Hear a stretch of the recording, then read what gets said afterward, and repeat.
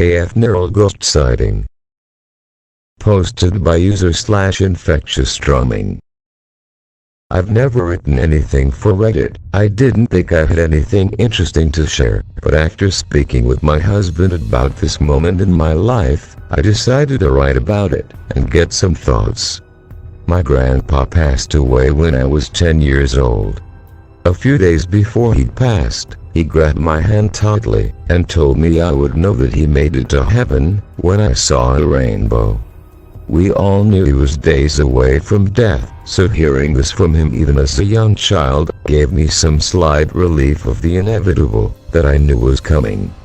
Flashback to a couple of years before his death, he was talking to my dad, and I overheard their conversation. He told my dad that he and my grandma had picked out their burial plots a long time ago, and there were a few relatives of ours near their future final place, but also, his friend Richard was buried nearby as well.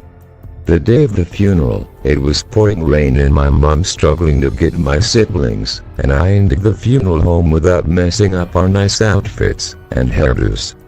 We stood around for hours, hearing stories about my grandpa in his younger years, how he loved to ride motorcycles, how he took my aunt with him to Las Vegas and lost her in a hotel lobby, how he combed my grandma's hair every time she gave birth to their children, because it comforted her, along with many trips and events that I've never heard of.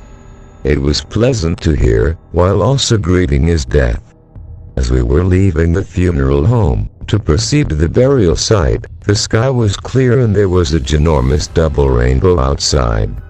This was the most beautiful part of the day to me, as I remember what he told me a few days prior. I felt truly at peace and knew he made it to the glorious gates he talked about since I can remember. My family and I made our way to the cemetery, and as the priest was reading kind words and biblical passages, my 3-year-old sister tapped my arm and asked me, "Who's that over there?" Through a few trees, there was an older man, smiling and waving. I didn't think anything of it, I just remember waving back and focusing on my grandpa's baby blue casket that was permanently shut. After he was buried, my father decided to drive us around and visit a few other relatives and friends buried at the cemetery, along with my grandpa. His grandparents, Great Aunt Beth, Cousin Luis, all of whom I never met. The last site we visited was right in front of the wooded area, where we saw the older man waving at us earlier. As we walked closer, I had chills running down my spine, and at first I thought it was my grandpa sending me another sign.